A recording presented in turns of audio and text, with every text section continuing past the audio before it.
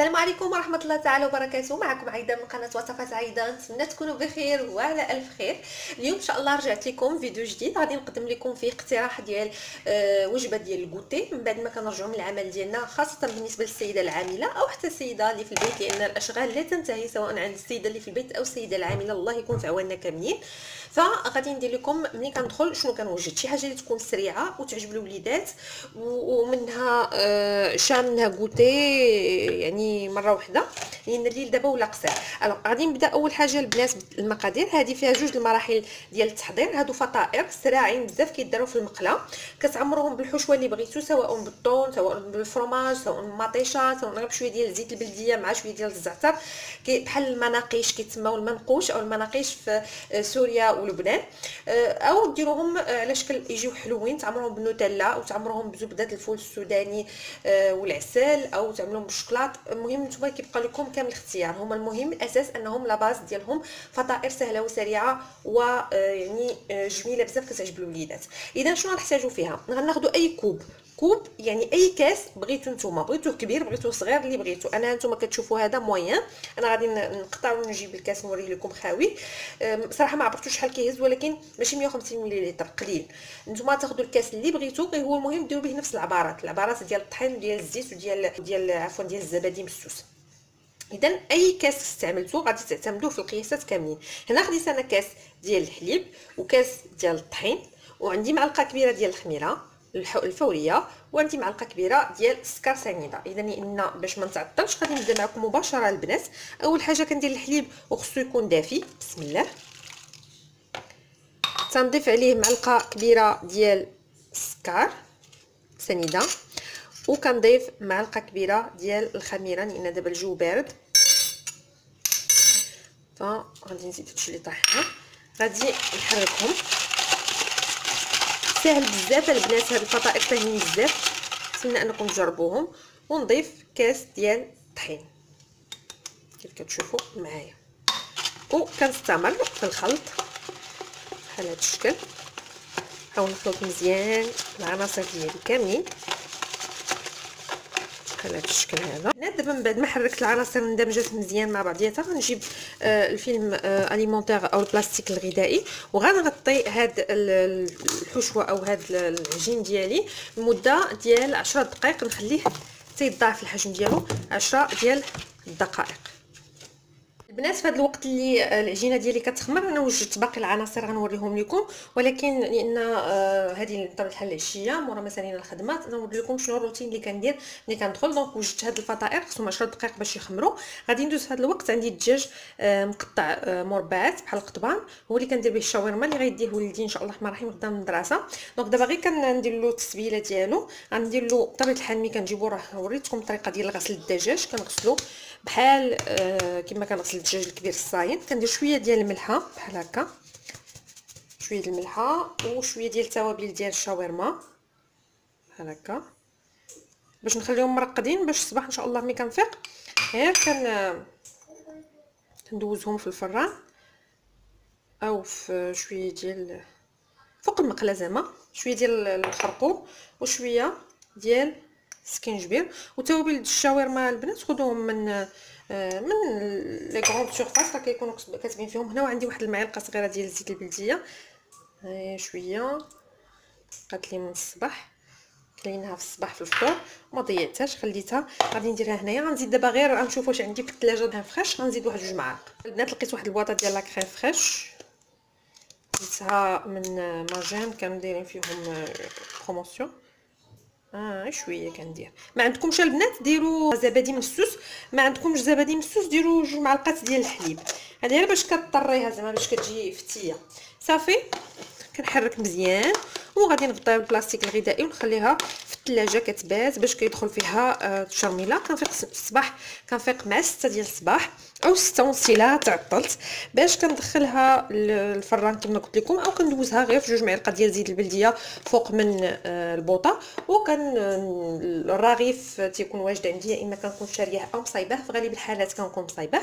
وكنعمر شاورما، راه سبق درتها معكم بزاف ديال المرات، كنوجد له الشاورما اللي كيديها معاه للمدرسه. صافي دابا هذه غنخليها على جنب وندوز باش نكمل معكم الفطائر. البنات العجينه ديالنا هي خمرات. غادي نقول لكم شنو الباقي المكونات. غادي نحتاجوا هنايا ها هو علبه ديال الزبادي صغيره 60 غرام او جوج معالق كبار، المهم تيعطيوكم نصف الكوب باش عبرتو. عندي ربع كوب اللي عبرت به الربع ديال الزيت، بغيتو ديروا زيت الزيتون او زيت المائده اللي بغيتو، وثلاثه الاكواب ديال الدقيق، وخماره كيميائيه او خماره الحلوى. اذا من بعد المرحله الاولى اللي درنا فيها كاس ديال الحليب دافي، كاس ديال الدقيق، معلقه ديال السكر، معلقه ديال الخميره. المرحله الثانيه فيها 4 كاس ديال الزيت، نصف كاس ديال الزبادي او زبادي مسوس، 3 الاكواب ديال الدقيق، ومعلقه ديال الملح نسيتها، وبطبيعه الحال الخميره خماره. اذا غادي ندوزو على بركه الله. طريقه سهله، غادي نخرج منها الهواء اللي فيها بحال هكا، ثم غنزيد الزيت 4 كاس، الزبادي بهذا الشكل، خلط. نزيد الخماره، انا غندير غير النصف ديالها لان الخميره درتها في الاول كافيه، فماشي النصف كاع، درت كيس لارب خليت فيه غير واحد الشغيمه. غادي نضيف الكوب الاول ديال الدقيق وغادي نخلط الكل غير بشويه هي. من بعد غادي نحيد الفوي وغنخدم بيدي باش نقدر نتحكم في العجينه. نزيد الكوب الثاني ديال الدقيق البنات بهذا الشكل، وغادي نبدا نجمع العجين ديالي. البنات 3 الاكواب ديال الدقيق ديالي بقى لي منهم نص، دونك استعملت غير 2 الاكواب ونص. هذا غنخليه باش غادي نبدا نرش ملي غنبغي نطلق. العجينه ديالي ها هي دلكتها واحد شويه وغادي نقطعها دابا كويرات صغيره. صافي البنات غادي ندير على شكل قطع، نحاول انهم يكونوا متساويين صافي، وغادي نكورهم بحال هكا، وغادي نخليهم مغطين بشي لاطا او شي بلاطو حتى نكمل كاع العجينه اللي عندي، وغادي نبدا نطلقها.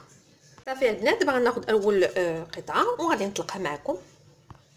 البنات من بعد ما ورقت العجينه ديالي هكا بشكل طولي او بشكل دائره ولا بغيتو، بالنسبه للحشو كيبقى اختياري، فانا هنا غادي ندير الجزء الاول غادي ندير فيه فرomاج هذا، والفرomاج المحكوك بحال هكا، فطائر بالجبن كيجيو رائعين. هذا النوع المالح.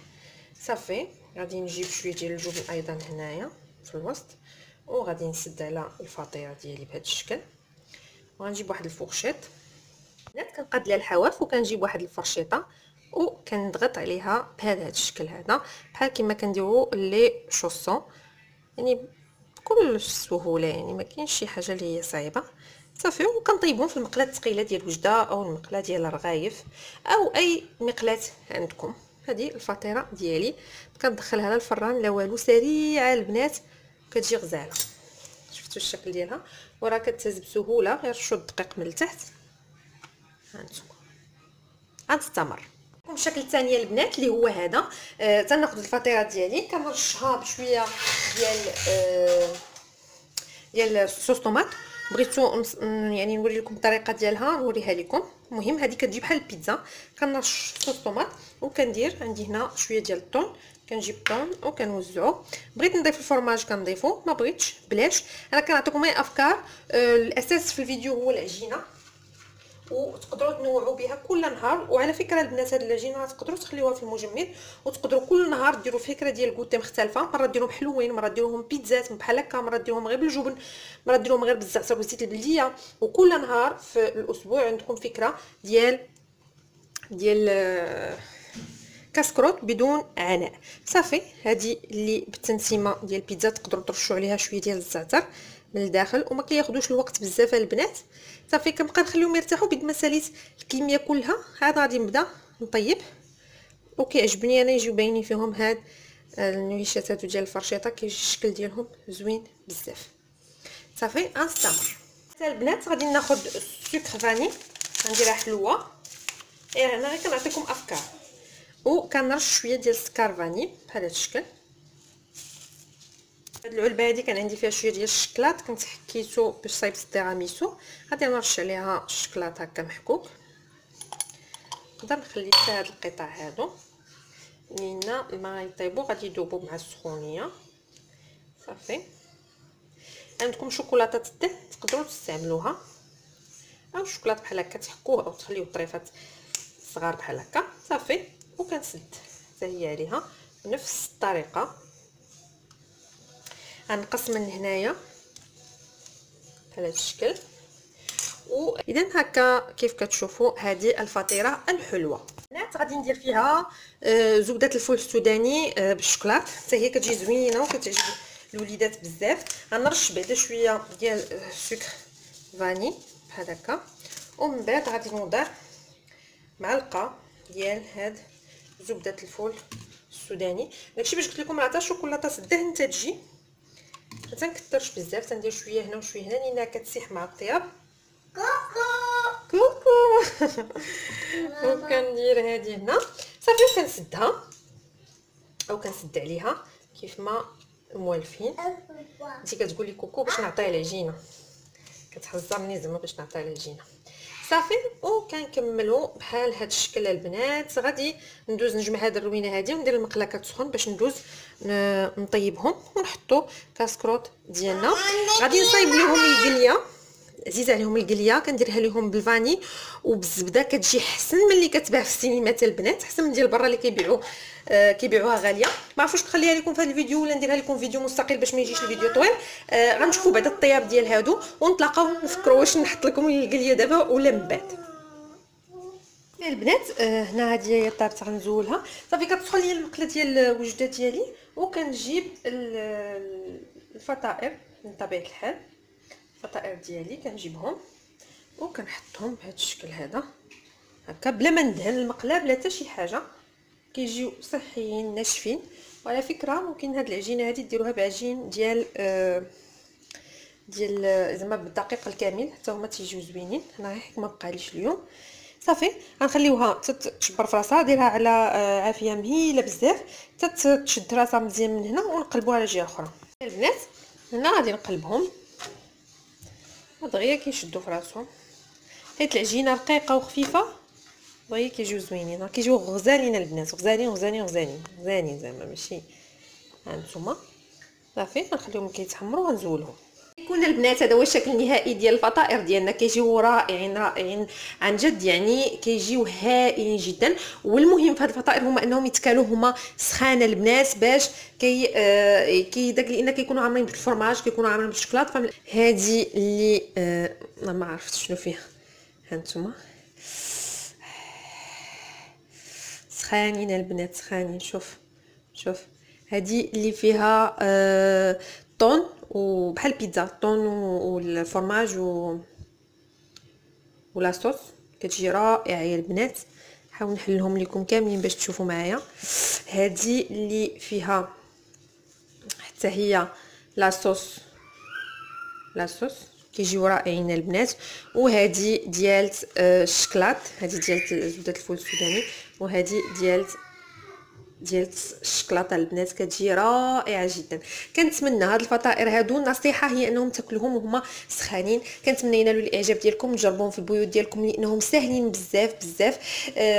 انا صايبت كيف قلت لكم الفطائر، وصايبت معهم البوب كورن او الفشار اللي غادي او القليه اللي غادي نحطها لكم في فيديو لاحق باش ما يجيش الفيديو طويل. غادي نعمر واحد البريري ديال اتاي، نحط شويه الحليب بالشوكولاط، غنخلي لكم الرابط ديالو اسفل الفيديو بالنسبه للوليدات. وغادي يكون هذا هو العشاء والكوتي مره واحده. كنتمنى ان شاء الله الرحمن الرحيم هذا الروتين السريع المسائي او الليلي يكون نال الاعجاب ديالكم. الى عجبكم كيف العاده ما تنساوش تخليو ليا لايك وتشاركوا في القناه بالضغط على زر المربع. الى اللقاء، السلام عليكم.